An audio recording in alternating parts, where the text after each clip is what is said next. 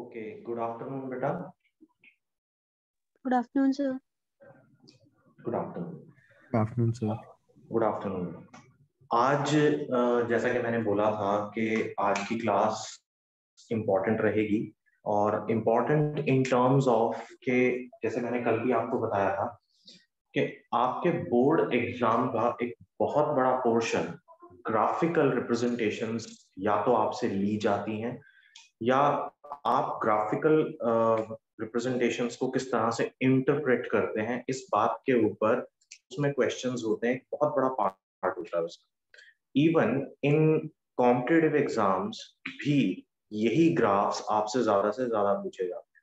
अब although electrostatics में बहुत ज्यादा ग्राफ्स नहीं थे, चैप्टर बहुत बड़ा था, ठीक है, तो वहां पर भी हमने ग्राफ साथ साथ डिस्कस कर लिए थे कि अगर हम शेल की बात करेंगे तो ग्राफ इलेक्ट्रिक फील्ड और आर का कैसे बनेगा, पोटेंशियल और आर का ग्राफ कैसे बनना चाहिए, और इसके साथ साथ अगर सॉलिड होता शेल आपके पास तो उसका इलेक्ट्रिक फील्ड और आर का ग्राफ कैसे बनना चाहिए। ये सब कुछ ग्राफिकल रिप्रेजेंटेशंस वहां हमने सीखी थी। आज बेटा हमें बात करनी है करंट इलेक्ट्रिसिटी के बारे में और ये चैप्टर आज हमारा कंप्लीशन पर है। अब आपको ये आइडिया हो ही गया होगा कि मैंने स्टार्टिंग में बोला था कि ये chapter as compare to electrostatics काफी छोटा चैप्टर है और with certain number of classes within certain number of classes हमने इसको खत्म भी कर लिया। बट इस पर्टिकुलर चैप्टर से बहुत सारे ग्राफ्स आपसे पूछे जाते हैं both in CBSE as well as in your NEET and JEE exam. अब वो ग्राफ्स कौन से हैं, आपको क्या याद रखना है, उनके बेसिस क्या हैं और कैसे वो ग्राफ्स के वेरिएशंस हम समझेंगे, आज उन्हीं चीजों के ऊपर हमें डिस्कशन करना है। And later on in the class हम बात करेंगे इलेक्ट्रिकल पावर के बारे में। और इलेक्ट्रिकल पावर एग्जैक्टली वही टॉपिक है जो कि आपने क्लास 10th में पढ़ा था। Not there is no such addition to it in fact, ठीक है, तो हमें उसको भी एक बारी करना ही है। मैं ये नहीं कहूंगा कि भाई उसको अपने आप कर लेना, एक बार डिस्कशन कर लेंगे छोटा सा, ठीक है। तो ये चैप्टर आपका यहाँ से आज खत्म हो जाएगा and after the completion of class मैं आपके साथ शाम तक, इनफैक्ट अभी कॉन्टिन्यूएशन में है कुछ क्लासेस, तो शाम तक आपके साथ इस पर्टिकुलर चैप्टर का भी एक असाइनमेंट में शेयर कर दूंगा। वही असाइनमेंट जैसा कि मैंने इलेक्ट्रोस्टैटिक्स के लिए शेयर किया और उसके बाद हम लोग रिवीजन स्टार्ट कर लेंगे। आप ये बताएं पहले मुझे कि जो रिवीजन है, अच्छा हाँ कल आपने बोला था कि उसको स्टार्टिंग से ही करेंगे, तो ये चैप्टर अभी नया नया रहेगा, इसकी पहले रिवीजन करनी है या इलेक्ट्रोस्टैटिक्स से करनी है, ये आप मुझे बता देना। क्लास खत्म होने से पहले पहले सोच लो सारे के सारे, ठीक है। अभी हाल फिलहाल हम बात करेंगे ग्राफिकल रिप्रेजेंटेशंस के बारे में। हमने अभी तक इनिशियली जो चैप्टर है हमारा करंट इलेक्ट्रिसिटी, इस चैप्टर में हम लोग बात करते हैं रेजिस्टेंस के बारे में, पोटेंशियल के बारे में, करंट के बारे में, ठीक है। अभी हमने एक छोटा सा डिस्कशन और करना है कि how resistance and resistivity depends upon temperature और टेम्परेचर का इफेक्ट अलग अलग तरह के एलिमेंट्स के ऊपर क्या पड़ता है या ऑब्जेक्ट्स के ऊपर क्या पड़ता है। अगर ऑब्जेक्ट्स आपके मेटल से बने होंगे तो कैसे बिहेव करेंगे टेम्परेचर वेरिएशन के साथ, अलॉयज हैं तो कैसे बिहेव करेंगे, नॉन मेटल्स हैं तो कैसे बिहेव करेंगे, इंसुलेटर्स हैं तो कैसे बिहेव करेंगे, ये सब बातें आज हमें करनी है, ठीक है। तो let start with the most simplest one, आपका ओम्स लॉ, ठीक है। तो बेटा सबसे पहला, अच्छा पहली बात, आपको आवाज और वीडियो दोनों क्लियर है? Yes sir. Yes sir. Okay, ठीक है। तो मैंने बोर्ड के ऊपर ऑलरेडी कुछ ग्राफ्स बना के रखे हैं, ठीक है, सो दैट के कोई छूटे ना, हैं बहुत सारे, और ये आपकी एनसीईआरटी के अंदर भी दिए हुए हैं।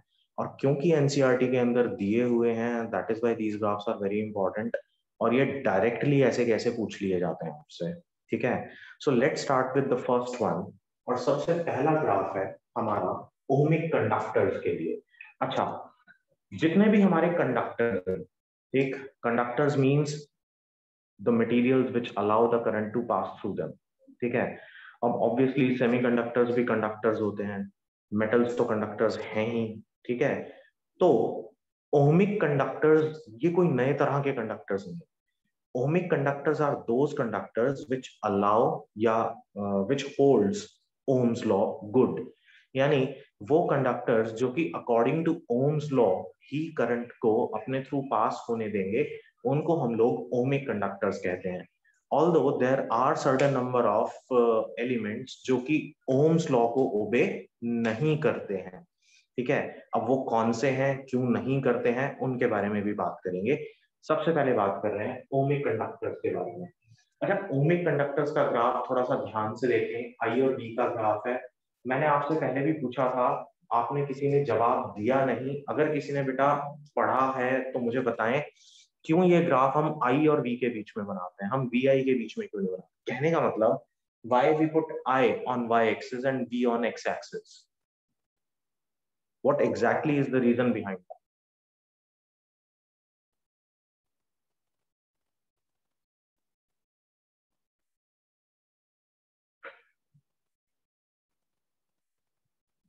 अच्छा, ईमानदारी से बताना, कितने लोगों ने इस सवाल का जवाब ढूंढने की कोशिश की थी?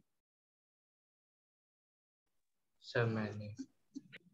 अच्छा, की थी, मिला फिर? सर नहीं. ओके, तो बाकियों ने कोशिश भी नहीं करी? चलो कल फिर पूछूंगा. सर्च करने पे फिर वो बस ओम्स लॉ का ग्राफ ही दिखा देता है, ये कोई रीजन स्पेसिफाई नहीं मिला नहीं. अच्छा, वेरी गुड. गूगल पे मिला नहीं? अरे तो गूगल पे ढूंढा क्यों था? चैप्टर को पढ़ना था ना. और कुछ नहीं तो टेंथ की वो उठा लेते, लखमीर सिंह उठा लेते, उसमें से पढ़ लेते आई और वी के बारे में.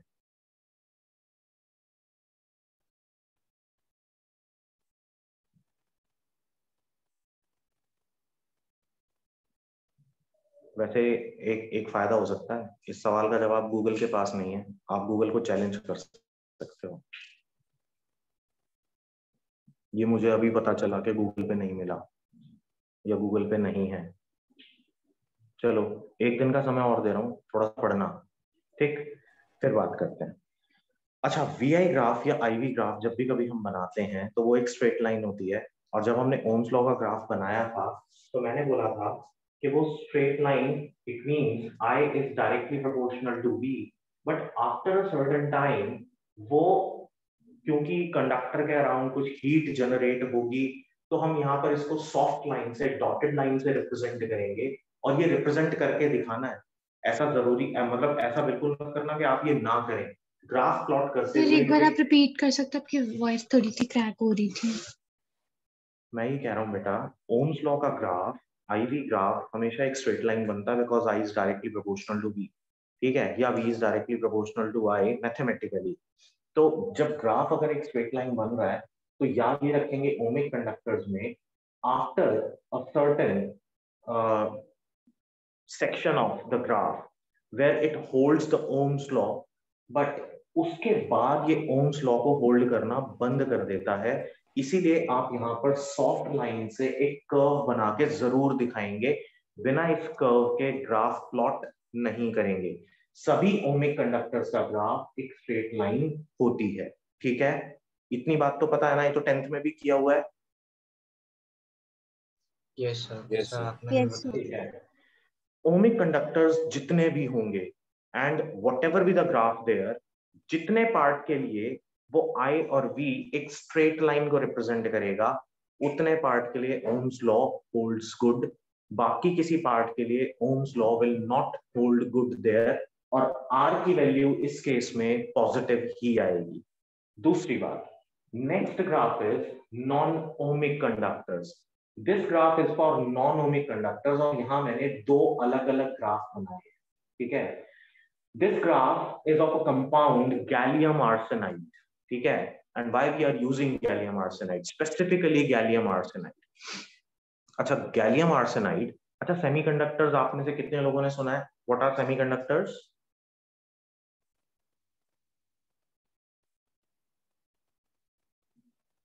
नहीं सुने? सुना है सर बस वर्ड सुना है, इसके एग्जांपल्स नहीं. अच्छा, बस चलो एक बताते हैं. सिलिकॉन पता है. जो कंडक्टर्स और तो केमिस्ट्री में सुना है. दोनों की प्रॉपर्टीज होती है जिसमें. हाँ, बता दो.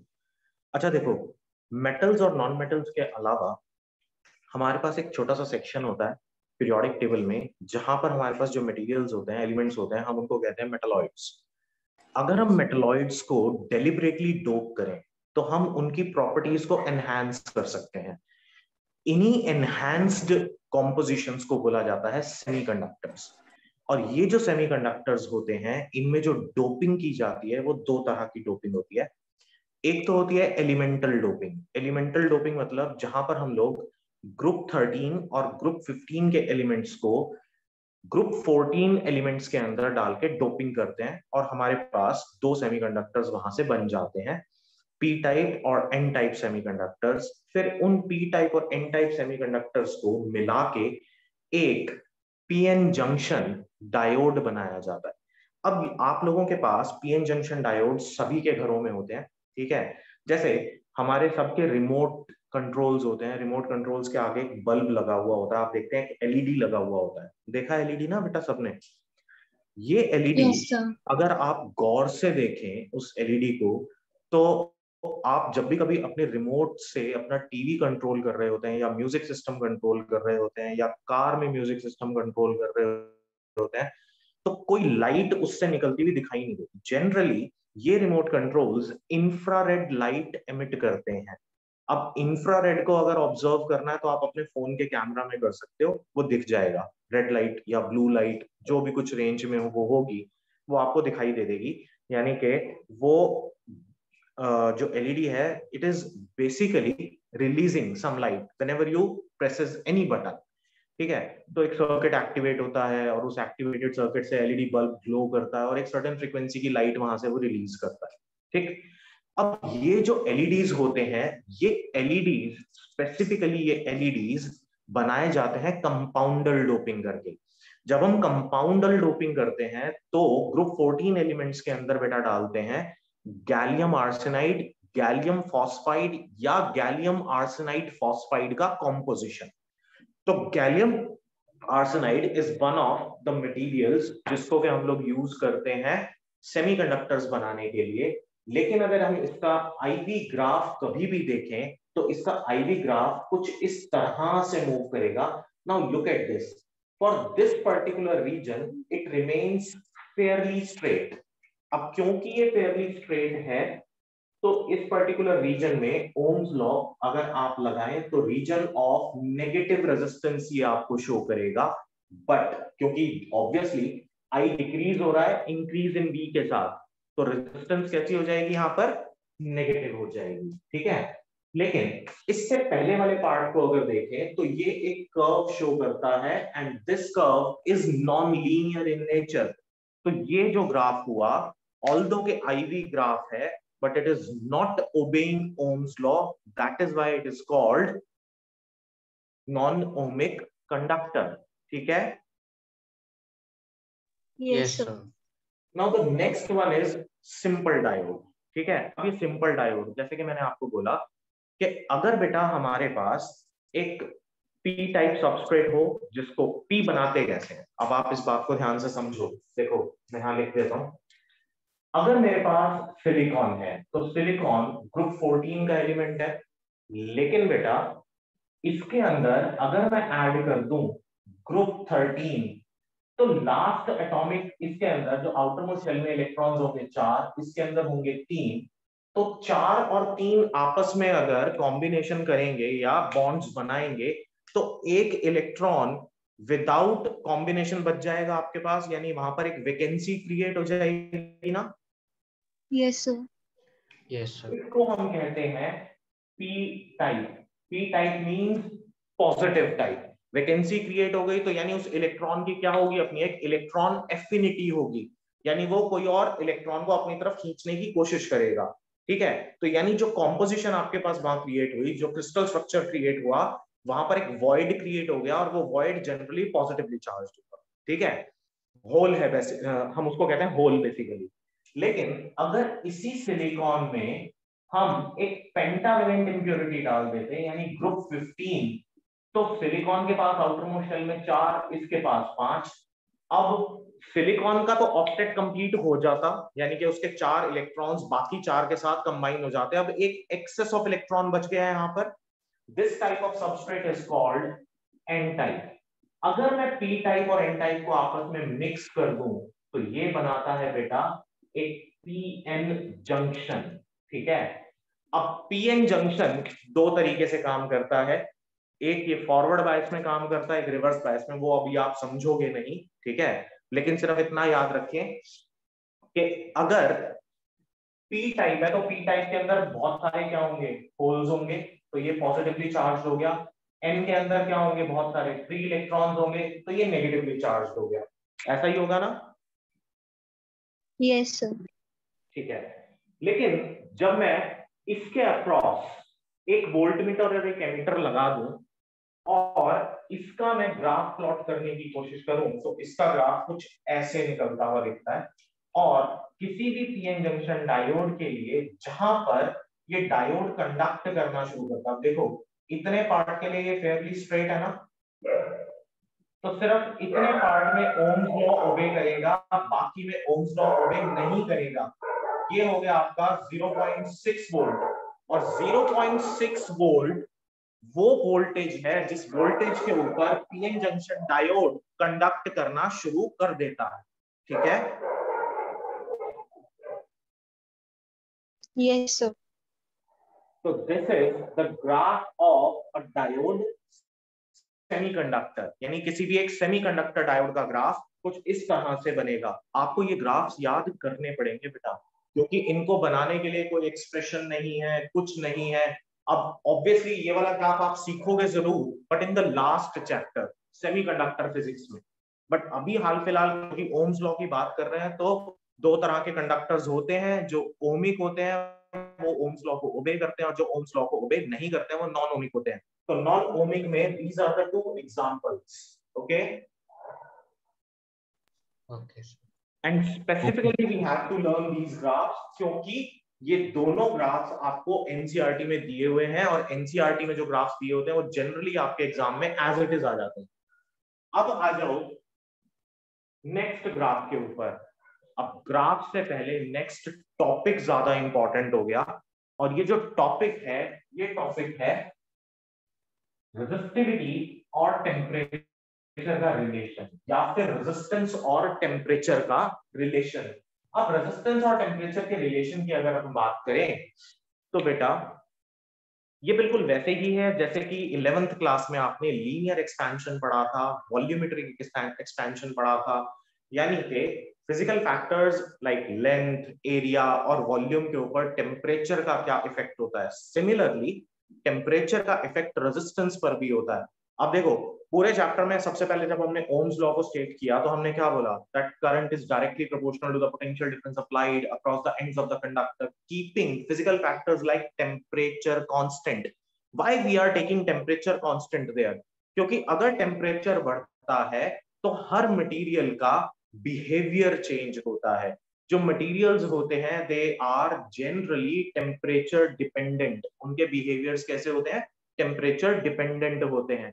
तो उन्हीं टेम्परेचर की, उन्हीं मटेरियल्स की जो डिपेंडेंसी है टेम्परेचर के ऊपर, जिससे कि उनकी कंडक्टिविटी के ऊपर फर्क पड़ता है, तो अल्टीमेटली रेजिस्टिविटी पे भी फर्क पड़ेगा। वही चीजें समझेंगे अब इस पर्टिकुलर ग्राफ के अंदर। सबसे पहले variation of resistance with temperature. अब रेजिस्टेंस का वेरिएशन अगर टेम्परेचर के साथ देखना है तो एक बात याद रखना बेटा, जो चेंज इन रेजिस्टेंस होता है, resistance at any temperature T minus resistance at absolute zero is directly proportional to resistance at absolute zero. अब ऑब्वियसली एब्सोल्यूट जीरो के ऊपर या 0 डिग्री टेम्परेचर के ऊपर आपके पास जो रेजिस्टेंस होगी किसी भी मटेरियल की, आप उसको क्या मान लोगे, स्टैंडर्ड मान लोगे। वहीं से आप टेम्परेचर के वेरिएशन के साथ रेजिस्टेंस में वेरिएशन को ऑब्जर्व करना शुरू करोगे। तो जो डिफरेंस इन रेजिस्टेंस होगा that will be directly proportional to the standard value. Standard किस पे मिलेगी, 0 डिग्री पे या एब्सोल्यूट जीरो पे, जहां से आप लेना चाहें। अब RT माइनस R0 ये चेंज इन टेम्परेचर पे भी तो डिपेंड करेगा ना, डेल्टा T पे। Change in temperature means final temperature minus initial temperature. जब हम इनिशियल टेम्परेचर की बात कर रहे हैं तो अगर आप 0 डिग्री सेल्सियस पे कहते हो तो T की वैल्यू 0 ले लेंगे, एब्सोल्यूट 0 कहते हो तो वो -273 हो जाएगा। ठीक बात है? Yes sir. Yes sir. ठीक है। अब इन दोनों फैक्टर्स पे क्योंकि ये डिपेंड करता है तो RT minus R naught is directly proportional to R naught delta T. तो यहां से प्रोपोर्शनैलिटी साइन हटाते हैं जब, तो हम लगाते हैं अल्फा। अल्फा को बोला जाता है टेम्परेचर कोफिशिएंट ऑफ रेजिस्टेंस। ठीक है, अल्फा को क्या बोलते हैं? Temperature coefficient of resistance. और इसका जो फॉर्मूला बना वो बना RT minus R naught upon RT T2 minus T1। अब ये जो अल्फा है, how it varies for different type of materials.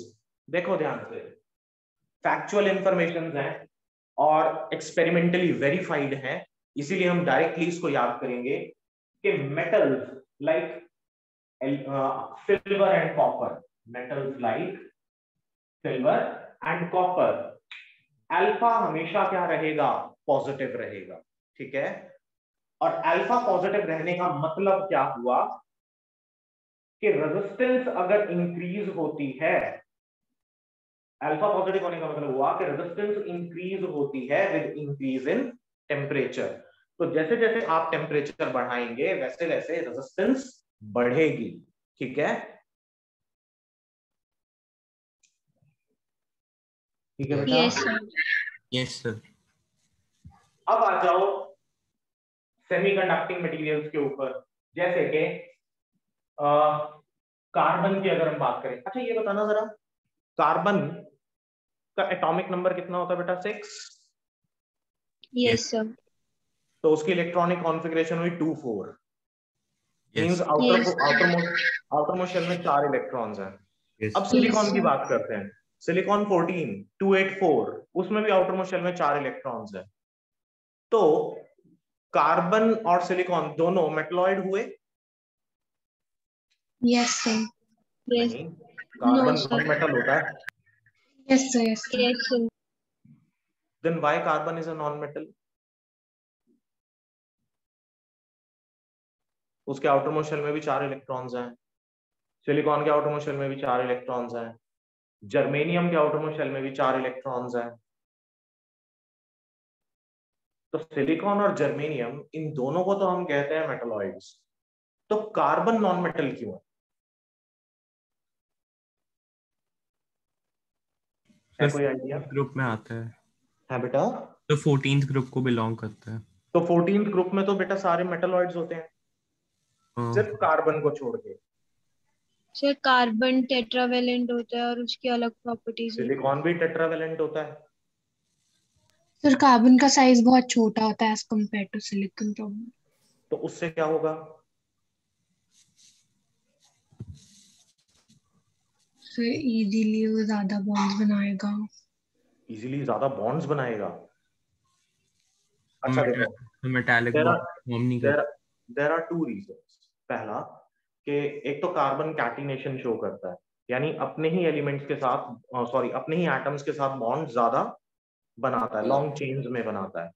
पहला, ऐसा बाकी ना सिलिकॉन शो करता है, ऐसा ना जर्मेनियम शो करता है। ठीक है, दूसरी बात, कार्बन की जो आयनाइजेशन एंथैल्पी है वो as compare to silicon and germanium वो बहुत ज्यादा होती है। ठीक है, यस सर। ये 2 वजह हैं जिस वजह से हम कार्बन को मेटलॉइड्स की कैटेगरी के अंदर इन्वॉल्व नहीं करते, ऑल्दो कि उसका स्ट्रक्चर भी टेट्रावेलेंट है। ठीक है, अरे एक बार सेकंड रीजन बता दो कैटनेशन के बाद। आयनाइजेशन एंथैल्पी ज्यादा होती है कार्बन की। Okay sir.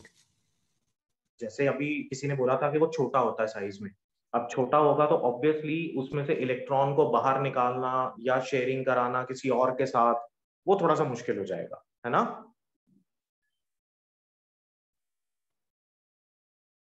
Yes sir. Size छोटा होगा बेटा तो न्यूक्लियस पॉजिटिवली चार्ज होता है, तो उसके अराउंड जो इलेक्ट्रॉन्स रिवॉल्व यस कर रहे हैं सर। वो ज्यादा स्ट्रॉन्गर फोर्स ऑफ अट्रैक्शन के साथ, इलेक्ट्रोस्टैटिक फोर्स ऑफ अट्रैक्शन के साथ बाउंड होंगे ना, तो उनको बाहर निकालना मुश्किल हो जाएगा। For carbon, mica, electrolytes, semiconductors and insulators, इन सभी के लिए अल्फा नेगेटिव होता है। अल्फा नेगेटिव होने का मतलब क्या हुआ कि रेजिस्टेंस अगर बढ़ती है तो उसका मतलब टेम्परेचर डिक्रीज होगा, ठीक है। These substances conduct readily at high temperatures. That is, for semiconductors, alpha is -6 into 10 to the power -2 degrees per centigrade. Important बात ये कि ऐसे वाले एलिमेंट्स को या ऐसे वाले कॉम्पोजिशंस को अगर आप बहुत हाई टेम्परेचर्स पर रखें तो they are readily conducting in that case. Semiconductors के साथ भी यही बात है। जितने भी सेमीकंडक्टर्स होते हैं, आप आज की डेट में अपने घरों में आप इलेक्ट्रॉनिक्स ने हमारे घरों में एक इंटीग्रल पार्ट हो गया इलेक्ट्रॉनिक्स हमारा, है ना।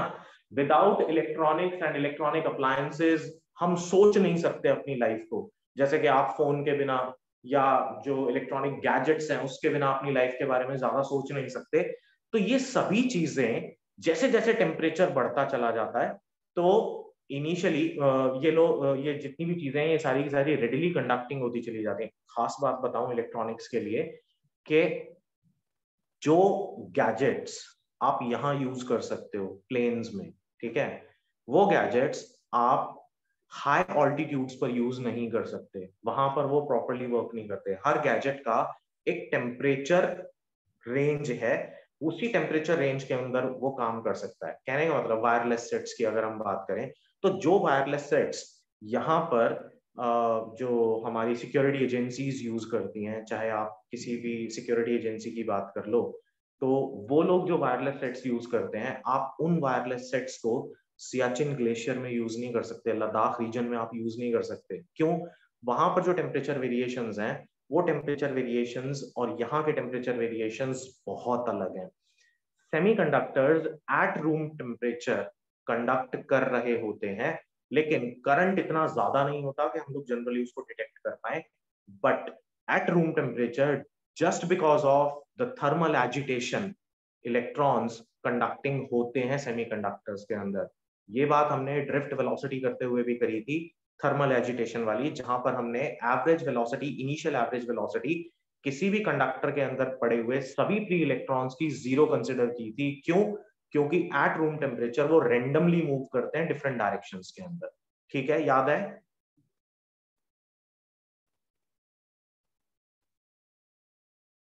ये बात क्लियर है बेटा? Yes sir. Okay then next. अब बात आ गई अलॉयज की तरफ, ठीक है।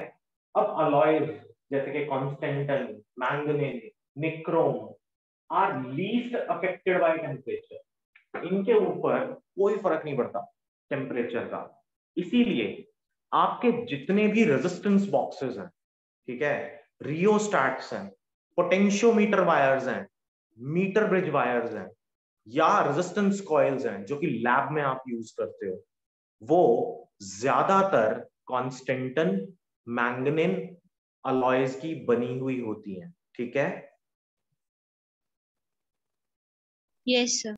या फिर निक्रोम वायर। आपसे कभी भी कोई भी पूछे कि भाई ये रेजिस्टेंस बॉक्स है, इसके अंदर जो कॉइल्स लगी हुई हैं, कौन सा मटेरियल यूज होता है? ठीक है, ये कॉन्स्टेंटन एंड मैंगनीन, ठीक है, निक्रोम, कॉन्स्टेंटन, मैंगनीन, तीन नाम याद कर लो, ठीक है। कभी भी अलॉय पूछा जाएगा जिसके ऊपर टेम्परेचर का कोई इफेक्ट नहीं पड़ता, तो यही तीन अलॉयज हैं और आपकी लैब्स के अंदर यही तीन अलॉयज सबसे ज्यादा यूज होते हैं। नेक्स्ट आ जाए, जो हमने रेजिस्टेंस का ग्राफ देखा टेम्परेचर के साथ, वो एक स्ट्रेट लाइन में था, ठीक है। लेकिन जब हम रेजिस्टिविटी का ग्राफ देखते हैं तो रेजिस्टिविटी का ग्राफ कुछ इस तरह से वेरी करता है।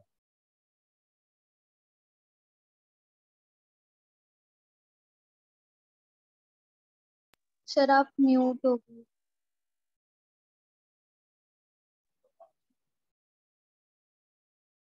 है ना?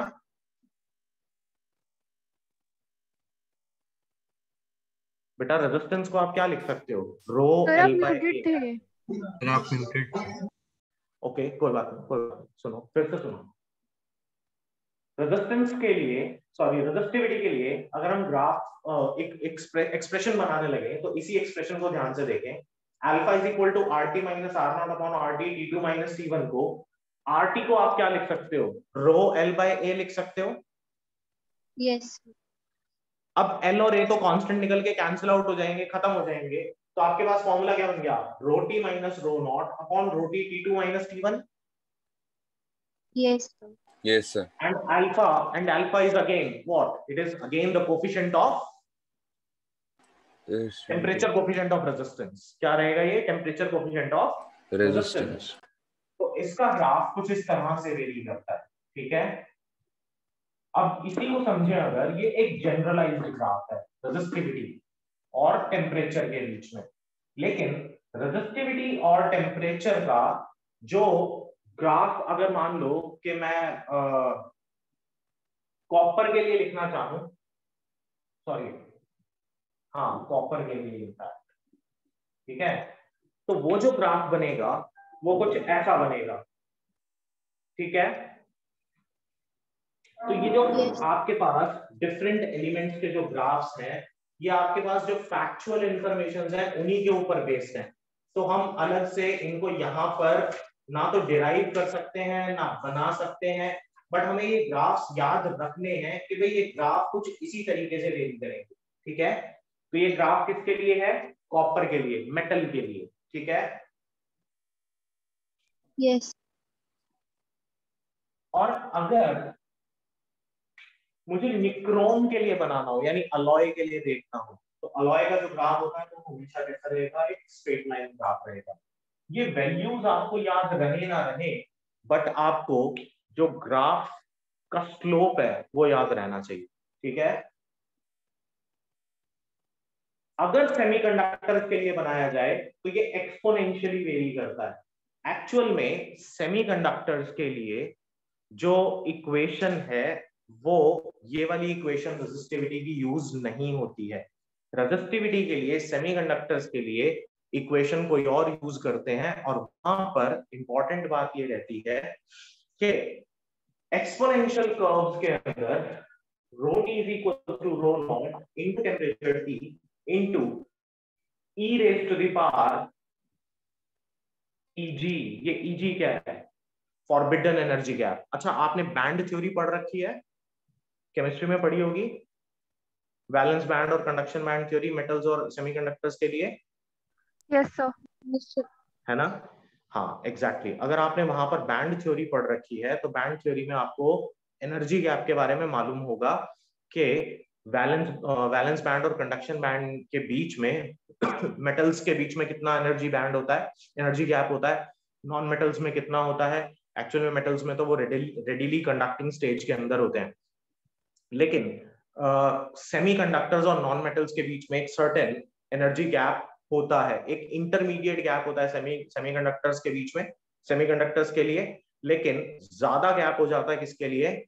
इंसुलेटर्स के केस में। तो यहाँ पर जो इक्वेशन है, now you have nothing to do with the equation, in fact आपको फिर से जो कर्व है सेमीकंडक्टर्स के लिए वही याद रखना है। ये इक्वेशन भी अगर आप याद रख लेंगे तो it hardly makes any difference, but हाँ नॉलेज होना अच्छी बात होती है कि कई बार कोई पूछ ही ले कि भाई why it is going like this, जबकि जो मेटल्स है उसके लिए कुछ ऐसे जा रहा है और आपका निक्रोम यानी अलॉयज के लिए ये एक स्ट्रेट लाइन है, तो फिर सेमीकंडक्टर्स के लिए ग्राफ ऐसे क्यों जाता है? तो रेजिस्टिविटी जो है वो एक्सपोनेंशियली वेरी करती है टेम्परेचर के साथ। तो this is the answer, okay. Yes. अब आ जाए बेटा, सेल के बारे में बात करेंगे, ठीक है। अब ये जो लास्ट टॉपिक मैं आपसे डिस्कस करने वाला हूं अभी, सेल वाला और सेल के ग्राफ्स वाला, एक बात याद रखना, इस पर्टिकुलर टॉपिक से एक ही क्वेश्चन है जो कि बहुत बार रिपीट होता है, ठीक है। और वो क्वेश्चन क्या है वो भी बताऊंगा अभी, ठीक है। देखना, सबसे पहले अगर मैं आपसे कहूं कि ये एक सेल है आपके पास और इस सेल का ईएमएफ है ई, ठीक, आप ये बता दो क्या ये ईएमएफ ई एक्सटर्नल रेजिस्टेंस के ऊपर डिपेंड करता है? ये एक्सटर्नल रेजिस्टेंस है कैपिटल आर और इसकी इंटरनल रेजिस्टेंस स्मॉल आर थी, तो क्या ईएमएफ ई कैपिटल आर पे डिपेंड करेगा?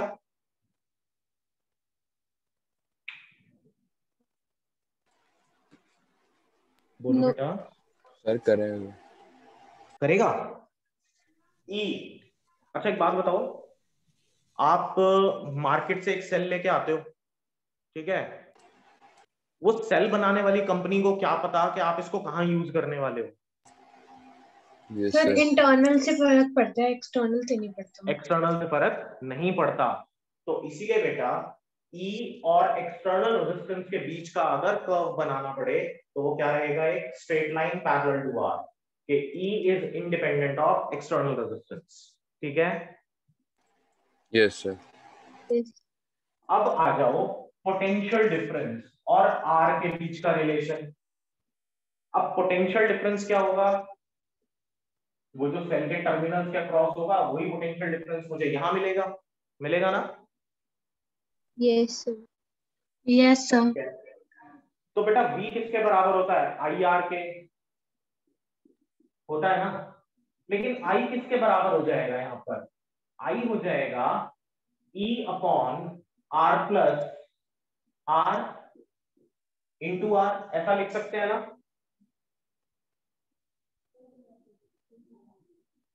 Yes sir. Yes sir. तो मैं इसको ऐसा लिख सकता हूं, E upon R plus R upon R, और इसको फाइनली लिख सकते हैं E upon 1 plus R by R, ऐसा लिख सकते हैं, है ना? Yes sir. Yes sir. ठीक है, अब ध्यान से देखो, अगर आपका स्मॉल आर कैपिटल आर के बराबर हो, स्मॉल आर कैपिटल आर के बराबर हो जाए, तो V किसके बराबर हो जाएगा, E बाई 2 के बराबर हो जाएगा। ठीक है, तो ये E बाई 2 के बराबर हो गया, और उसके बाद it keeps on going like this, it keeps on moving like this, लेकिन ये कभी भी मैक्सिमम EMF को टच नहीं करेगा। ठीक है, यस। यहां पर आपके पास क्या है, ये V, लेकिन इस इक्वेशन में V कभी भी E के बराबर नहीं आ सकता। देख लो ध्यान से, V E के बराबर एक ही सूरत में आएगा जब R बाय R 0 हो जाए। क्या हो सकता है कभी R by R 0? No sir.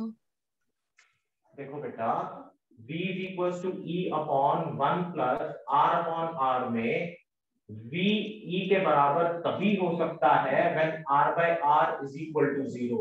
ये तो पॉसिबल ही नहीं है, हो ही नहीं सकता। तो इसीलिए ये कर्व कुछ इसी तरीके से मूव करता है, ठीक है, बट तो वो जो E की डॉटेड लाइन है वो उसको टच नहीं करेगा ना, कर्व नहीं करेगा, उसके पैरेलल चलेगा। ठीक है, यस सर। Yes sir. क्योंकि E तो मैक्सिमम वैल्यू हो गई ना, और वो कभी हो ही नहीं सकती, तो V तो E के बराबर कभी होगा ही नहीं। क्लियर हो गया? Yes sir.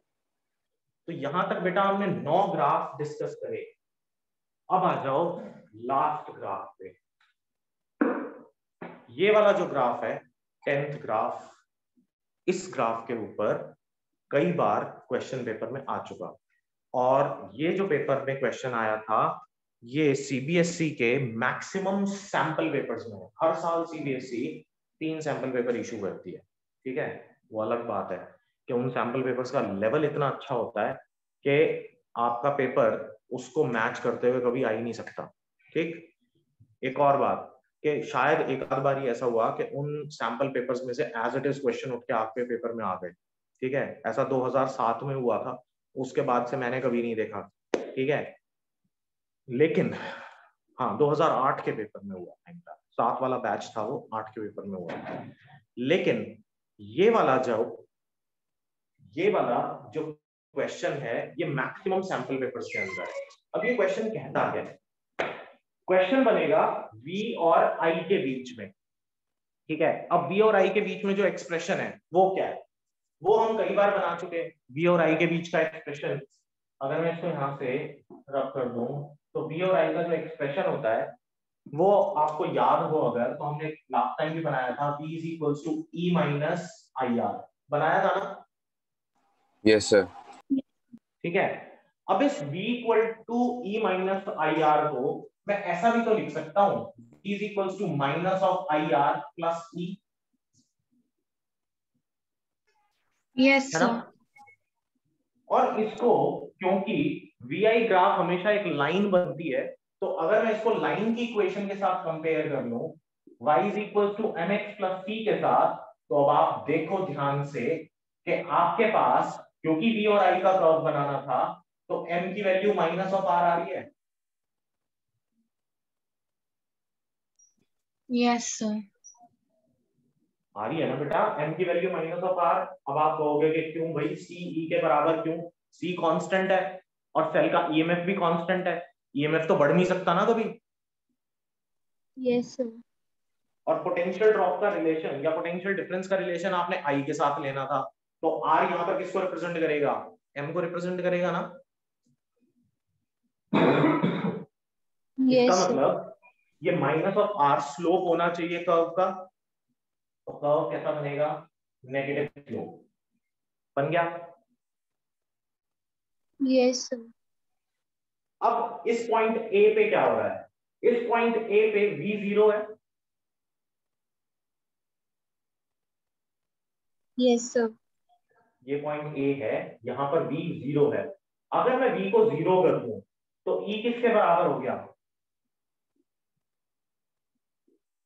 i into small r के बराबर हो गया। Yes sir. तो जो r की वैल्यू होगी यहां से वो निकल जाएगी e अपॉन i। लेकिन अगर पॉइंट b की बात करें तो पॉइंट b में i जीरो हो गया ना, पॉइंट b में i जीरो। Yes sir. इस पॉइंट b के जो कोऑर्डिनेट्स होंगे बेटा वो क्या होंगे, कोऑर्डिनेट्स होंगे b जीरो, और इसके कोऑर्डिनेट क्या होंगे, i जीरो, यही होंगे ना। सही कह रहा हूं ना बेटा। Yes sir. Yes sir. हाँ सर। उसके जीरो कॉमा वी हो गए। जीरो, ठीक है, अभी सही है ना। तो इसका मतलब अगर यहां पर आपका i जीरो है तो इस इक्वेशन में i को जीरो कर दो, तो v किसके बराबर हो गया, e के बराबर हो गया, यानी कि यहां पर आपके पास मैक्सिमम ईएमएफ होगा। When no current is drawn from the cell, तो पोटेंशियल डिफरेंस किसके बराबर होता है, ईएमएफ के बराबर होता है ना। Yes sir. Yes sir. तो आई होप कि ये 10 के 10 ग्राफ आपको क्लियर हो गए। Yes sir. Yes sir. किसी को भी, सभी में से किसी को भी इन ग्राफ्स में डाउट है तो पूछो बेटा। स्नेहा क्लियर है। सर दोबारा खुद से पढ़ना पड़ेगा फिर पता लगेगा। हाँ तो वो तो पढ़ना ही पड़ेगा इसका। सर एक बार जो नॉन ओमिक कंडक्टर का जो बी पार्ट वाला ग्राफ है, एक बार वो वाला बता दोगे आप बाकी। हाँ बिल्कुल बता दूंगा, नॉन ओमिक कंडक्टर्स का बी वाला, ये वाला। यस ये सर। ग्राफ बेटा, ये ग्राफ बेटा एक पीएन जंक्शन डायोड का ग्राफ होता है। और ये बनाते कैसे हैं देखो जरा।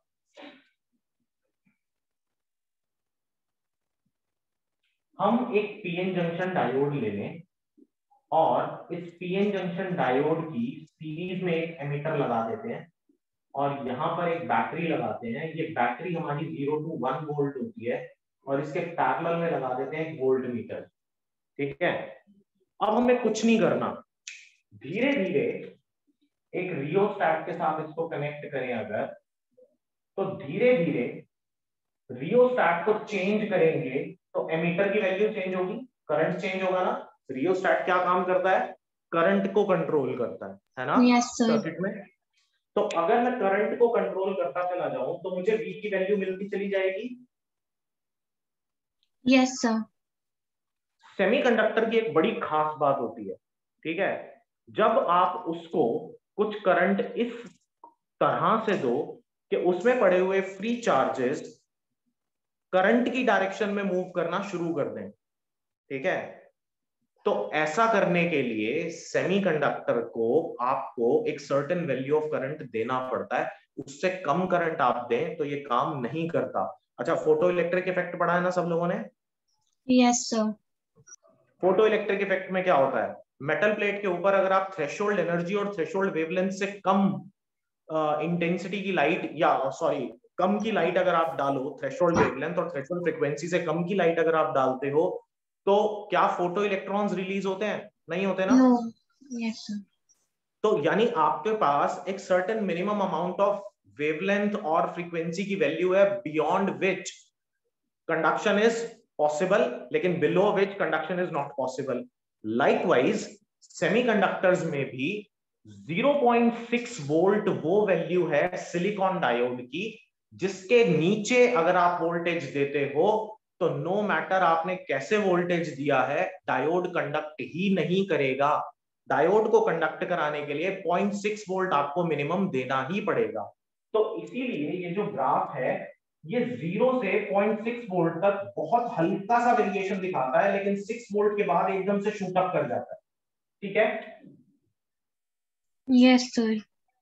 जब आप इसका ग्राफ प्लॉट करते हो, इसकी रीडिंग्स निकालते हो, तो इसकी रीडिंग्स बेटा ये आती है। आज लिखवा रहा हूं ये रीडिंग्स, जब आप इसका एक्सपेरिमेंट स्कूल में करोगे तो देख लेना यही रीडिंग आएगी। Serial number 1 2 3 4 5 6 7। अगर मैं कहूं ये वोल्ट मीटर, ये एमीटर, तो वोल्ट मीटर 0 वोल्ट पे करंट 0, 0.1 पे 0, 0.2 पे 0, 0.3 पे 0, 0.4 पे 1 मिली एम्पियर, 0.5 पे 6 मिली एम्पियर और 0.6 पे 15 मिली एम्पियर। अब आप सोचो कि 0.6 वोल्ट पे 6 से एकदम से 15 मिली एम्पियर पे चला गया, यानी शूटअप कर गया ना। Yes sir. तो ये प्रैक्टिकल रीडिंग्स हैं और प्रैक्टिकल ग्राफ्स हैं। तो जब ग्राफ हम बनाते हैं सेमीकंडक्टर्स का, अच्छा ये तो मैंने फॉरवर्ड बायस में बताया, यानी कि करंट को सपोर्ट करेगा। करंट किसको सपोर्ट करेगा? इसमें पड़े हुए फ्री इलेक्ट्रॉन्स की डायरेक्शन को। लेकिन करंट हम अगर अपोजिट लगा दें तो इसका ग्राफ थर्ड क्वाड्रेंट में जाके बनता है, वो तो मैं अभी बता ही नहीं रहा। वो आप तब सीखोगे जब आप करंट उसमें सेमीकंडक्टर फिजिक्स करोगे। ठीक है, लास्ट चैप्टर में।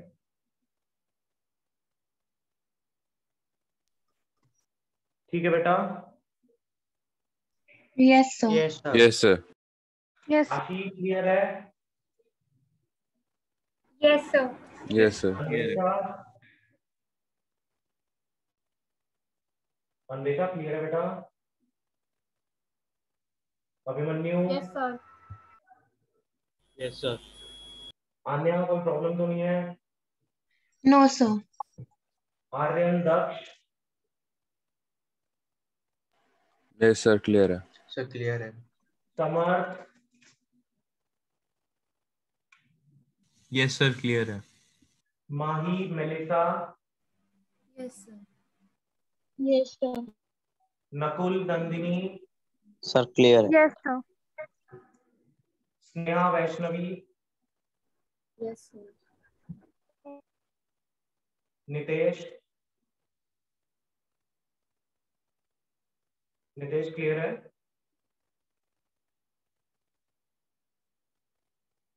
चलो ठीक है बेटा, आप इसको पढ़ेंगे, ठीक है, और इसका सर इसका स्क्रीनशॉट आप प्लीज भेज देंगे क्योंकि हाँ, लिखा नहीं है स्क्रीनशॉट सर। और वीडियो दोनों मैं आपके साथ शेयर कर दूंगा और फिर बात करेंगे इसके बाद। ठीक है, नेक्स्ट क्लास कल